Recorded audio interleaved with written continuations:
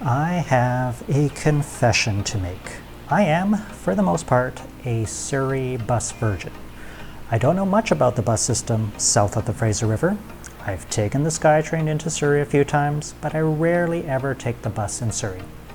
Yeah, I've taken the R1 one stop, and then I started to travel up and down Scott Road a little recently. So when a little extra time came up and I thought I could possibly catch a double-decker somewhere, I jumped at the chance. My first experience with double-deckers were in Hong Kong. The city's transit workhorses are in the thousands of double-decker buses that serve almost every corner of Hong Kong. They're clean, comfortable, frequent, and reliable. I had some local experience with the double-decker on the 555 Calvorth Exchange Lougheed Town Centre route before the pandemic. It was to take the kids out on a fun round-trip ride on the upper deck of the bus. So now there was a chance to ride another double-decker. Getting the front row window seat on the upper deck would be perfect. So I headed south towards Scottsdale. The Scottsdale Exchange is not exactly in the middle of nowhere, but it's not really in the middle of something. But on the way there, I saw it. It's a double-decker bus. Yes, that's what I'm talking about. I'm already planning to run up to the stairs on the upper deck. So I got to the Scottsdale Exchange and waited eagerly for the double-decker bus. And waited. Nope, that's a 319. Oh, another 319. Hold it. That's not a double-decker bus.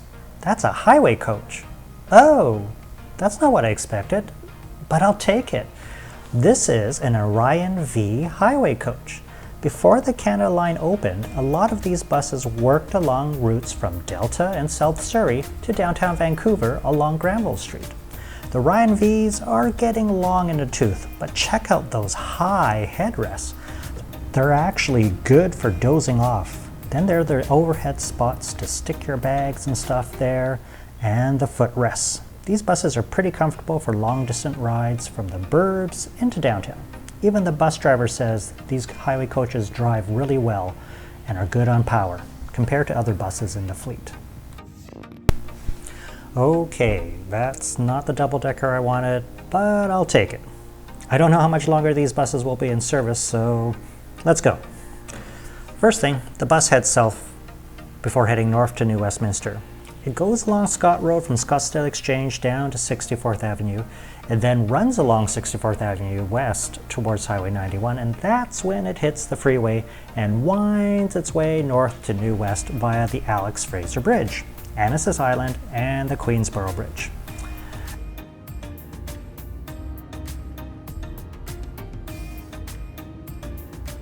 As you would expect, there's plenty of strip malls in this area.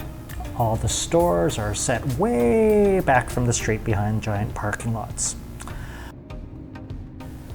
A pleasant encounter was seeing this Sikh temple along Scott Road. All along Scott Road, you can find huge cultural influences from the South Asian community.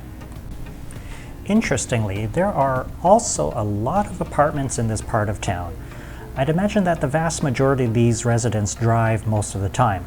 I guess the future R6 Scott Road Rapid Bus could not come soon enough to this neighborhood.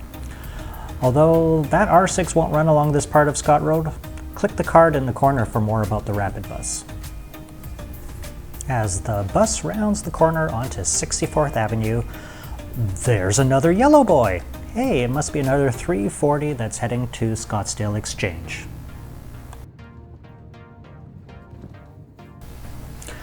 Also, plenty of single-family houses as we are now in Delta and heading towards Watershed Park.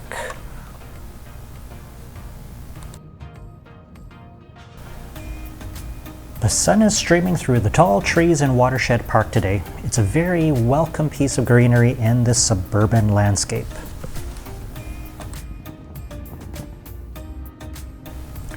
We arrive at the on-ramp and quickly make the way down the embankment towards the highway and merge in with the fast-flowing traffic.